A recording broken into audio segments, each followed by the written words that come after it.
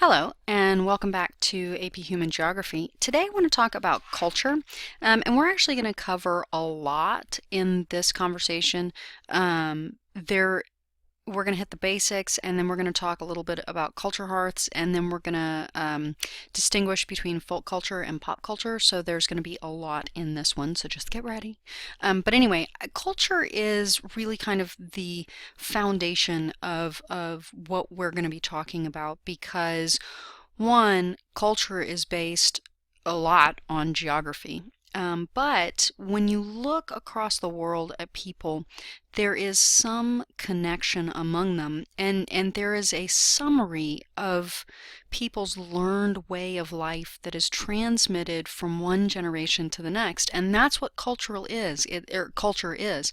It's all the behavioral patterns, the understandings of the world that people have, their adaptations to their environment, to each other, the social systems that drive community, all of that. And so it's transmitted because it's shared among individuals from group to group and across generations. It can also be adaptive as things change, culture changes. And the cool thing about it is that we can map it, right? Which is one of the fun things that we're going to be doing as we look at cultures. Okay, so, these things happen here and these things happen here. How are they the same? How are they different? How does geography affect those things? So let's start with talking about what culture traits are. So these are units of learned behavior.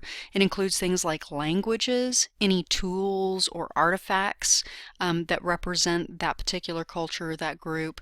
Could also be behaviors, right, or beliefs, techniques, the foods that people eat, how they cultivate those foods, how they fix those foods, any customs, those patterns of behaviors like shaking hands when you meet someone, any interpersonal arrangements, family structures, how do people live together? What does marriage look like? What does child rearing look like?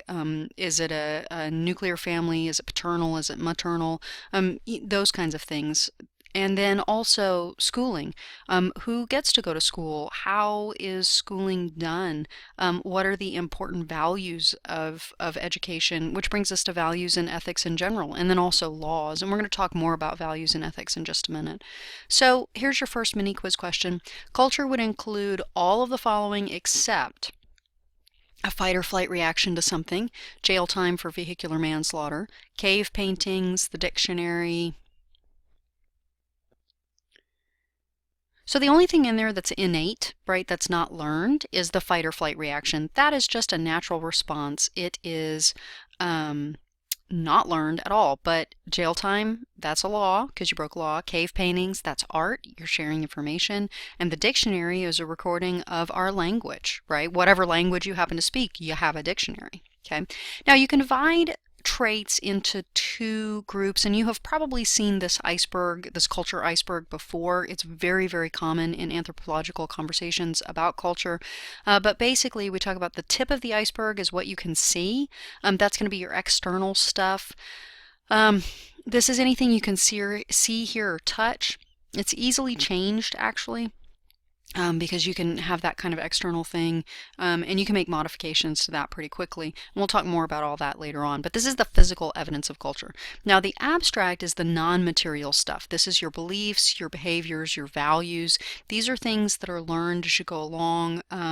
They are unconscious a lot of times. They can be pretty difficult to change. Now, you learning them may be intentional, but a lot of times your response to things as you go through your life are going to end up being unconscious because of the things that you've learned in terms of your beliefs and values, thought patterns, and then any of the myths. And we're going to talk about myths later on because myth doesn't mean anthropologically what it means in daily life. So we'll come back to that later because you may be asking yourself, well, why would I want to know about myths? Well, you do because it's different than what you think it is. Anyway, so this is kind of the artifacts versus like socio and mentafacts, right? And those are two words that are commonly used. We're not actually going to talk about them a lot, but I want you to have heard them. Okay, so here's your next mini quiz question. Which of the following would not be considered material culture? The Mona Lisa, line dancing, Boston Red Sox cap, or a yurt? A yurt is a traditional Mongolian house that has become very popular with hipsters, by the way.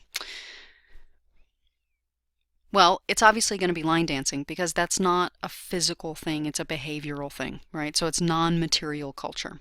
All right, so when we start mapping culture, I just wanted to give you some examples. This is kind of a cool map of just regions, right? And they're mostly geographical regions, right? So here you have English North America, then you have Latin America. And you can see that culture influences these regions. You've got Western Europe, Eastern Europe, and Russia, Central Asia and East Asia, although those kind of bleed together here.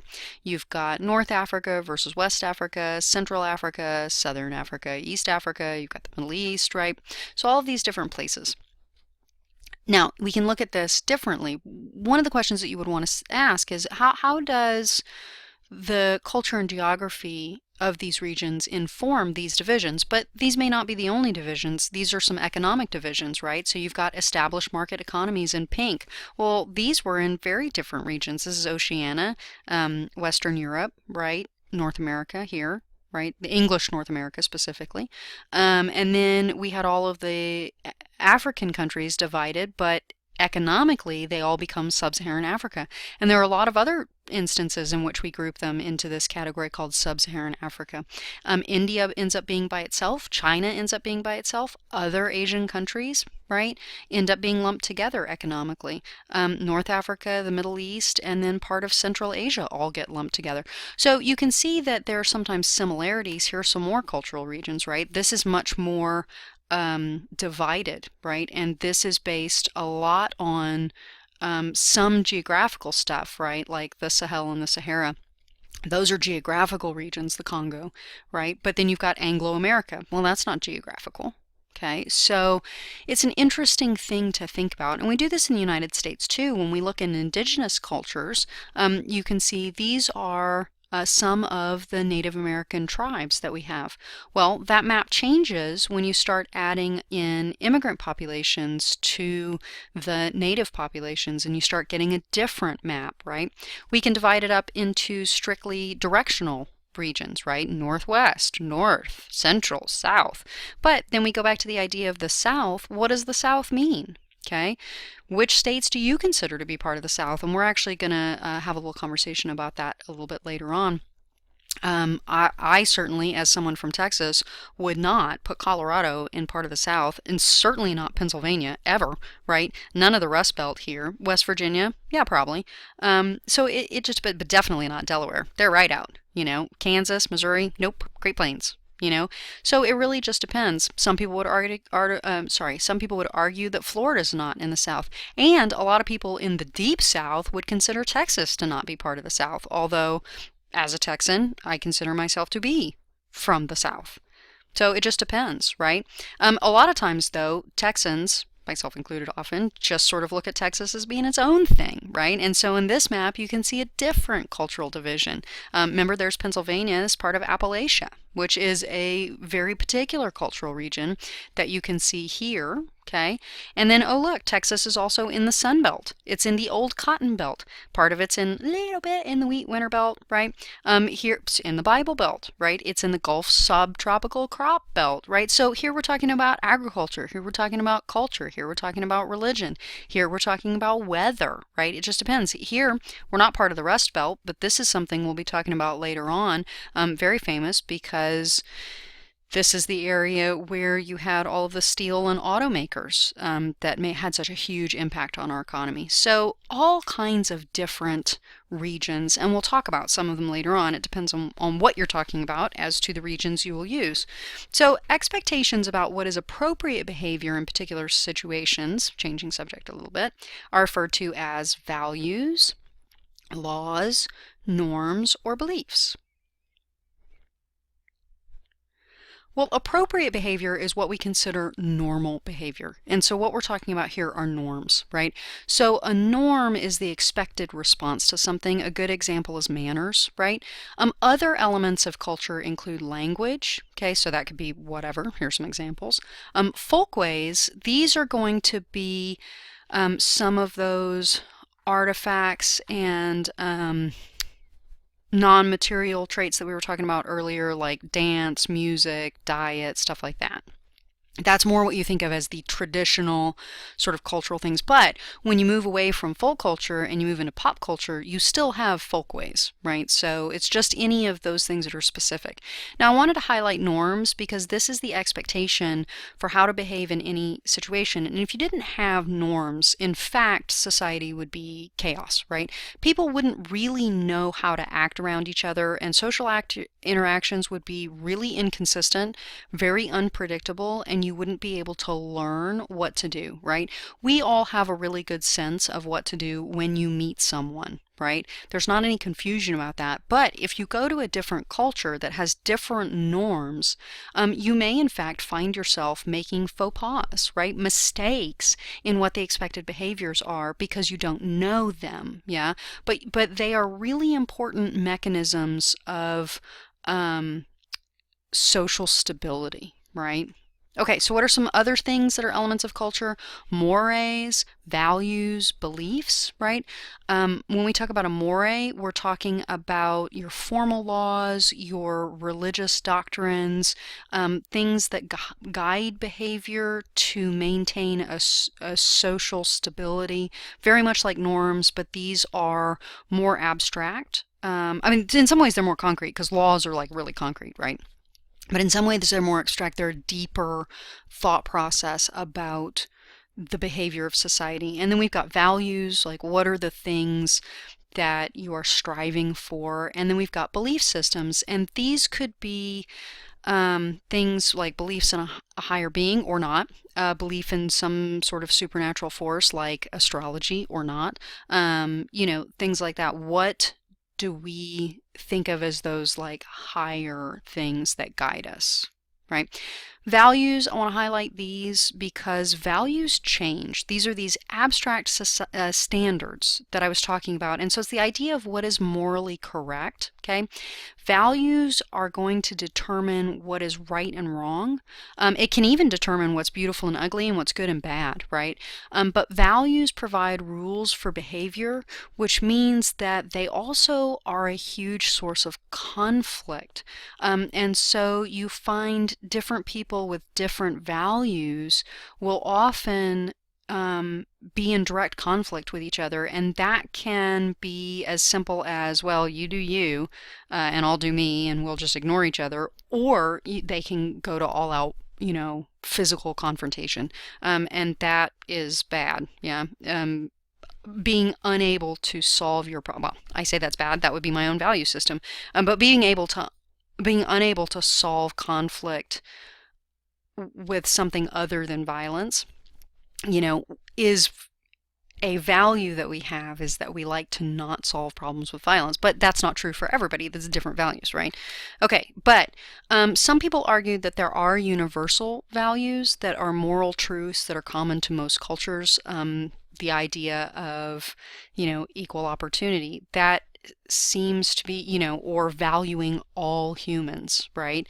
Those are things that people argue are universal values, and you can decide whatever you think about that.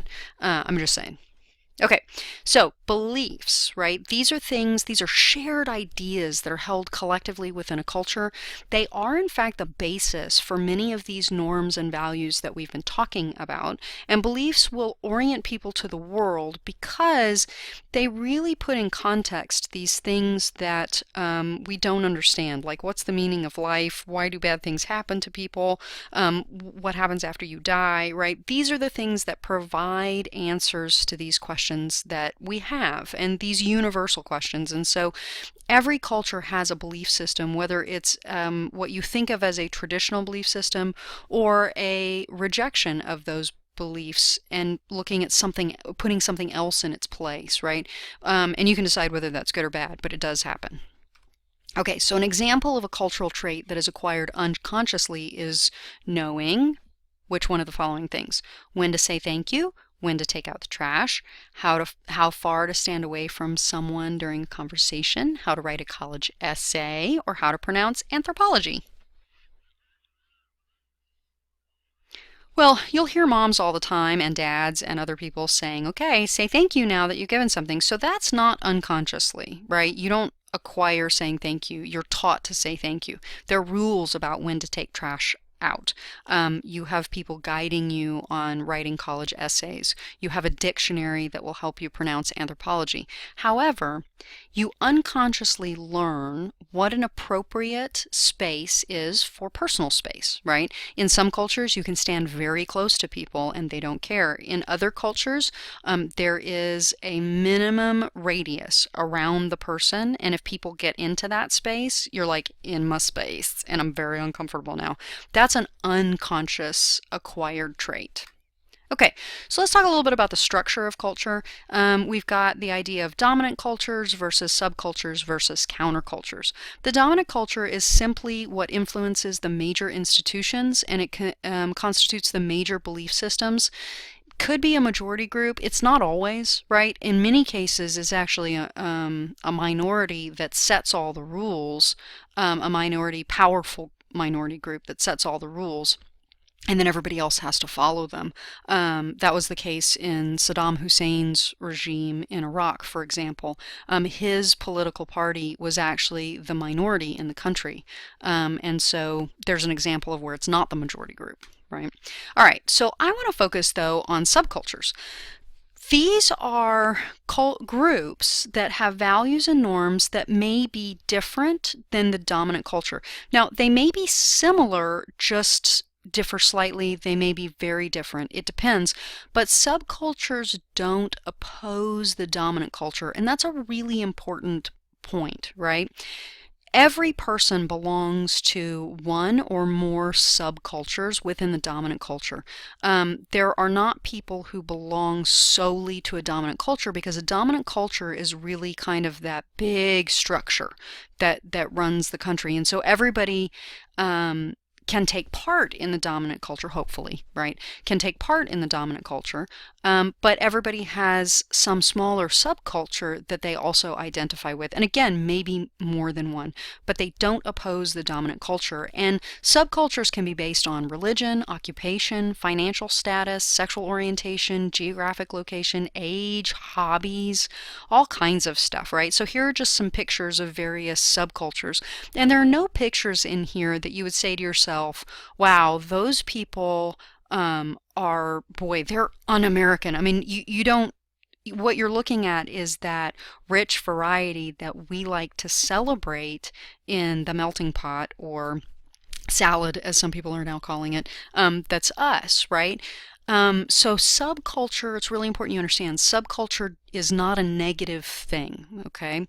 Now, sometimes subcultures can become negative, right? In general, subculture does not imply a negative thing, like you're not, ooh, you're subculture, you do this thing, okay? Most of the time it's positive, and it results in cultural diversity, multiculturalism, those things, the things that we value about sharing with people who are different than we are. Now, from time to time, it can be negative and result in isolation, rejection, and unrest. And these are all pictures of the Branch Davidians, right? That was a big deal in Waco, Texas, many years ago, where you had a cult, right? So cults are subcultures that are negative, okay? Because they isolate, they reject, they exclude, and they really are kind of many times they're anti. So we're going to talk a little bit about this idea of the negativity. More often than not, a negative subculture is actually a counterculture, and that's a really important thing to note, right? The Branch Davidians, one could actually argue, were a counterculture as opposed to a subculture, right? Okay, so when we think about the United States, it's an interesting question, and I want you to think about this question. Does the United States actually truly have one dominant culture? This is a really interesting question. Okay, but in lots of places there are very clear dominant cultures. Which of the following is not an example of a dominant culture? In 40 BCE, the Gauls incorporate Latin into their language. Native Americans are authorized to use peyote in religious ceremonies. U.S. presidents take an oath on the Bible during their inauguration. People are employed to maintain organizations' Facebook and Twitter pages. Well, all of these are examples of how dominant culture is played out in various arenas, except B. Native Americans authorized to use peyote in religious ceremonies is an example of going against the dominant culture. Otherwise, peyote would be illegal because it's considered to be a drug. But because there is this cultural component, right, and this responsible usage of it, right, it's excluded from the dominant culture law. Yeah, so that is an example of not a dominant culture. So let's talk a little bit about acculturation, because this is kind of that part of globalization that we'll be talking about as we talk more about exchange among cultures. This is what happens when cultures come in contact and they exchange ideas, they exchange artifacts, they exchange all kinds of things, right? Sometimes it happens because people will show up somewhere and bring their culture with them. Sometimes it's because immigrants have moved into a new place and they start adopting things from the dominant groups, right? And there are really four ways that you can do this. There's assimilation. That means that you adopt all of the dominant group's culture. There's integration, which means you adopt some of the dominant group's culture and then you keep some of your own, and that's really multiculturalism. There's separation, where you develop enclaves that are exclusive to your culture only, and you reject the dominant culture and you maintain your culture in isolation. And then there's marginalization, where the incoming culture is completely ignored, overlooked, whatever, by the dominant culture, and that's alienation, okay? And that is really the most negative out of these two things. Yeah, okay. So which of the following is not acculturation? An anthropologist is invited to observe a rite of passage ceremony. Halloween decor in Dallas features Gothic castles and images from Mexico's Dia de los Muertos celebrations. You visit a McDonald's in India to snack on a veggie burger. A voodoo priestess in New Orleans invokes African deities and Catholic saints. Well, the first one is actually not acculturation. Just seeing something from someone else's culture is not incorporating it into your own, right? And so acculturation is really about incorporation, or a conscious rejection, actually, as the case may be. All right, so speaking of the negative kind of components that we've been talking about earlier, let's talk about countercultures. These are subcultures that are created as a reaction against the values of the dominant culture. And so the Branch Davidians that I mentioned earlier are, by most people, actually considered to be a counterculture as opposed to just a subculture. Okay, and so members of the counterculture reject the dominant cultural values. That's very important. They develop cultural practices that specifically defy the norms and values of the dominant group, and nonconformity is the mark of counterculture, and it's really prevalent among younger cohorts often, and it typically is very subversive and maladaptive. The Russian counterculture of the 1990s, when you have really the rise of the Russian organized crime groups, it becomes a really pervasive thing, and people actually joke about how in the 90s really it was the organized crime groups that were running the country, right? And then you also have the drug culture of the 60s, which you're probably more familiar with. Just want to point out that guy today probably looks something like that if he stayed on that path. Just that's my funny part of the thing. Okay. And then counterculture gangs are considered counterculture most of the time, because if they are involved in illegal activities, or if they are involved in marginalizing other groups, ostracizing other groups, alienating other groups, which is kind of the hallmark of all gangs, right? They are counterculture, and they are negative, they are subversive, and they are maladaptive. Okay. Now, is there a global culture? Well, that's a really interesting question. That goes to the idea of globalization, right? So when there's a flow of goods, when there's trading, you have exchange, right? And the flow of information. I mean, there are very few places in the world where worldwide communication isn't possible, right? Most people can get connected some way, and we have more migration around the world than we've ever had before. And so when you see goods from other places, you learn about other places. A lot of times you might feel life may be better there, and with more information, there's more migration. Okay, and exchange of ideas. This is a drive-through Starbucks that you might find here in Dallas or one of her suburbs. This is a Starbucks in the Northeast, right? This is either in Boston or New York City, I can't remember. Well, here's one in Germany, right? Traditional architecture. Here is one in China, and here is one in sub-Saharan Africa, right? So you start seeing this kind of cultural exchange, but in some cases there's a little bit of a universal stamp on it, and that's globalization, yeah? All right, cultural hearths. Let's talk a little bit about that. A cultural hearth is just a cradle of culture. It's a source for ideas, innovation, and ideologies that change the world. They're centers of innovation, science, art, philosophy, all those things.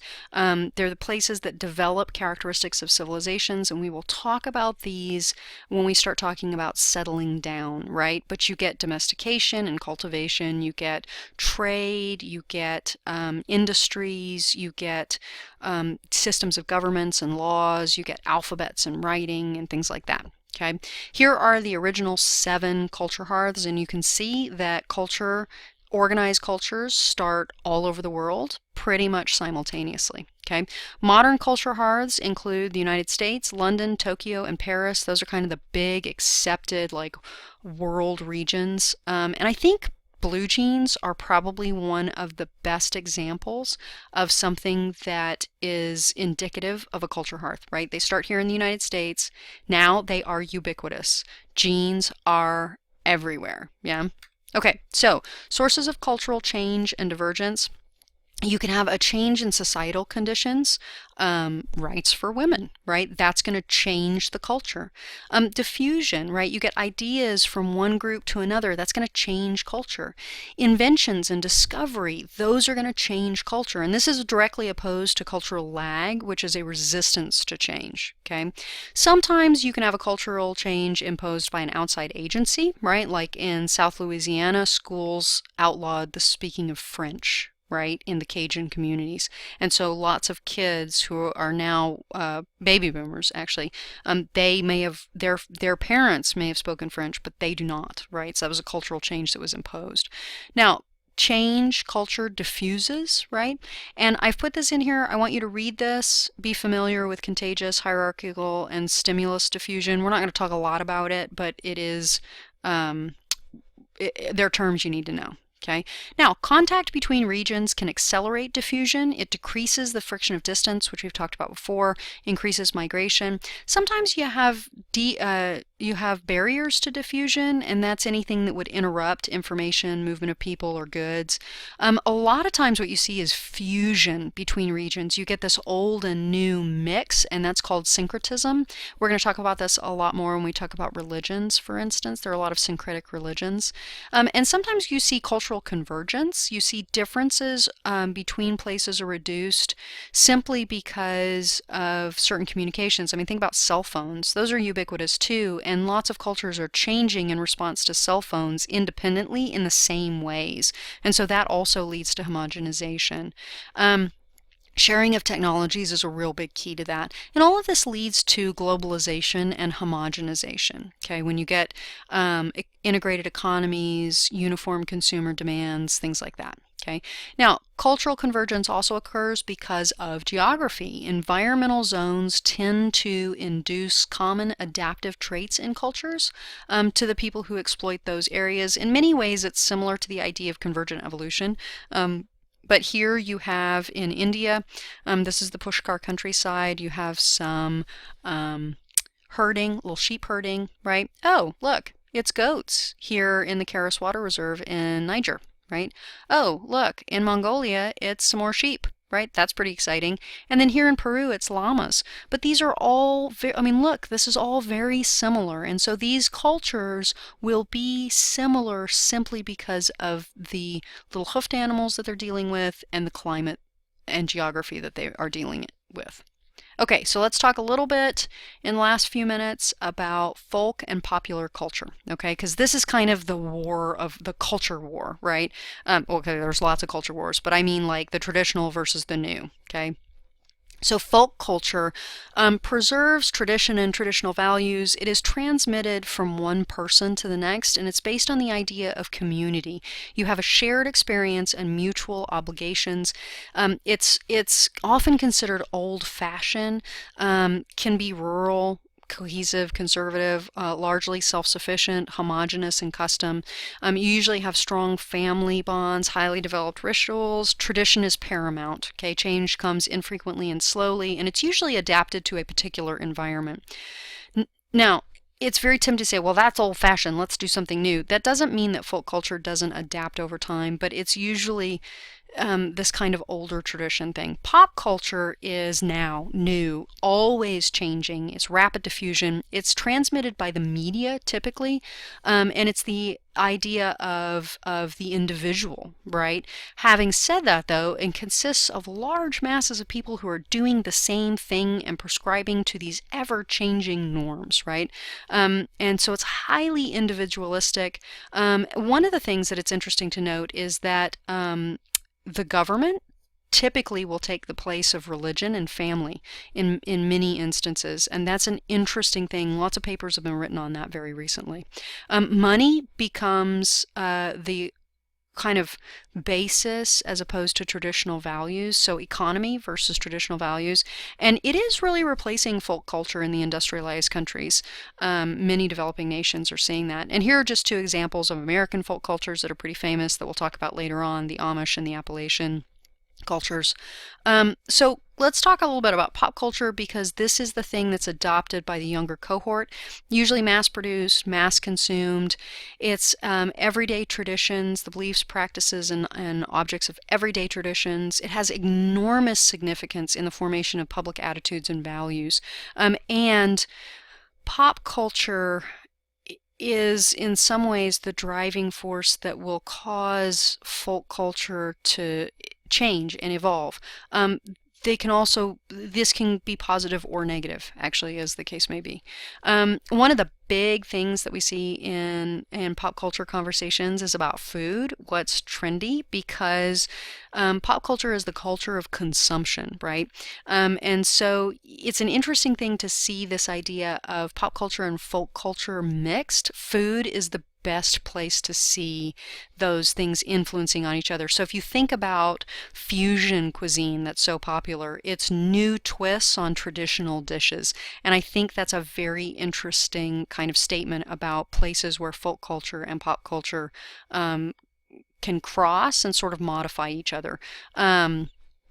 And then here's kind of a map in terms of that culture of consumption. But pop culture really is shifting more towards fast food as opposed to traditional foods that you've seen in the past, right?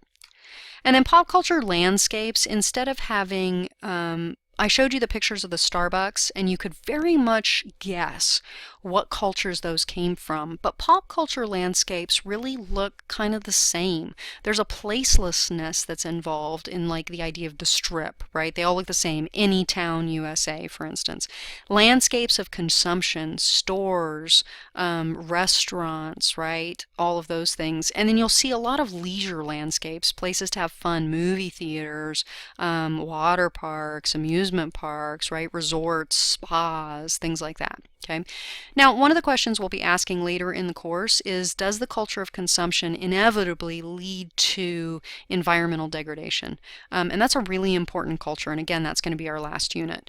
Now, one of the things we'll be talking about more too is the influence of mass media. Pop culture is driven by the media. Some have argued that what you really have in that case is culture being transmitted by a very small group of people to a large group of willing and ready consumers. And people have argued that that is in many ways no different than having a small group of elite setting the cultural standards, right? And so it's an interesting thing to think about, and I challenge you to see what you really think about that. But 95% of all homes in the United States have at least one television, right? 26% of people say it's their favorite way to spend their time is watching TV. Yeah. So what is not an effect of the prevalence of mass media? The creation or promulgation of modern myths, the loss of sense of community and family, lives saved due to improved emergency warnings, or with more control comes a greater sense of comfort and calm. Or with more information, sorry, comes a greater sense of control and calm. Well, I'll tell you, knowing what's going on around you is a great thing. One of the questions you should ask is, do you really know what's going on around you, or are you just appeased by the fact that you've gotten some information? It's an interesting question, right? Emergency warning systems on TV, tornado warnings, things like that. That saves lives. That is great, right? Modern myths, we will talk about spinning sort of foundational myths into modern myths. That's a very interesting idea there. But one of the things that you lose, if you're sitting in front of the TV all night, right, you start losing touch maybe with your community, with your family, right? And so there's a sense of isolation that it comes with receiving all of your information from a device as opposed to another person. And interestingly, mass media in itself can be isolating. If you look at people who are offended by television, you can see that that changes based on the age group, and of course that's that changing of folk culture by pop culture over time. But I think that's an interesting thing, and I put up Gossip Girl, and if you've ever seen it, you know why. Okay. All right, and then the internet. The internet allows people to have whatever information they want, correct or not correct, at any time. And it is really beginning to be everywhere. And these pictures are from 2008, so imagine what it is like now. Cell phones. Cell phones are everywhere. This woman is she's what's known as a cell phone lady. She actually makes her living selling minutes so people in her village can talk to other people. And that's a very interesting thing, but cell phones are everywhere, right? So communication, products, we get more trade, more diffusion, and nearly all parts of the world are affected. So the friction of distance is less, so costs are down, right? You start feeling needs that you may not actually have, but because you have access, oh, I need that, right? Activities can be relocated pretty freely, and you have electronic highways in cyberspace for ideas, right? It's amazing. So which would not be a result of increased trade? Better working conditions globally, need to keep up with the Joneses, exposure to other culture, or more availability of goods at less cost? Well, more availability of goods at less cost, that is one of the things that's happening. Exposure to other cultures, absolutely, right? Need to keep up with the Joneses, that could in fact be a less positive component to increase trade, but it is definitely spurring that, right? But it does not lead to better working conditions globally. That's something that in some cases you actually get worse working conditions for some people because there's this demand for things. Sometimes you do get better, sometimes you don't. But increased trade doesn't change that. All right, so what is the impact of globalization on popular culture? It's actually a threat to folk culture, right? Rising income increases a demand for items that are valued in popular culture. It can lead to a domination of folk culture, a loss of traditional values, a change in the traditional role for women, which in many cases has been very positive, right? And so sometimes the domination of a folk culture or the disappearance of parts of folk culture are positive things that enrich communities. Sometimes they're not, right? Homogenization, okay, is that loss of cultural diversity, right? And when we talk about the disappearance of folk culture, there are really two kinds of categories. You've got the persistent elements of folk culture. Those disappear slowly. That's stuff like architecture, vernacular regions, traditional medicines, music, right? Stuff like that. And then vanishing elements, which are the quickly disappearing ones, those are going to be more your physical structure and your way of doing things. Also dances, right? Dancing changes really rapidly, which is interesting because music doesn't, but dance does, right? But fences, buildings, agricultural techniques, those are all things that quickly disappear. All right, now, here's my last thing. Can a country have folk values? That's a really interesting question, and lots of people argue that they do, actually. So when we think about American values, what would our folk values be? Equal opportunity, achievement and success, material comfort, right? Activity and work, right? Action, right? Practicality and efficiency, progress, science, although is this still true?